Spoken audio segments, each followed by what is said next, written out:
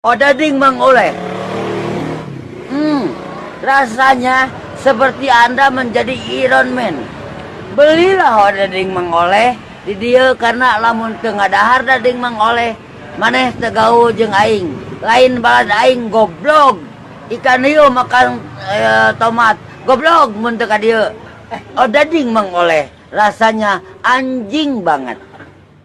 Sebuah video viral di media sosial menunjukkan promosi jajanan khas Bandung oleh penjualnya. Namun jajanan khas Bandung ini cukup unik meskipun dikenal khas dari Bandung, tapi di beberapa daerah penyebutan kue ini berbeda-beda. Di Jawa Tengah, kue ini punya sebutan roti bolang-baling.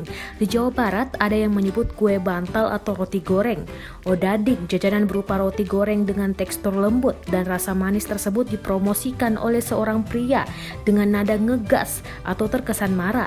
Meski dengan nada ngegas dan terkesan marah, netizen justru terhibur dengan aksi promosi odading tersebut.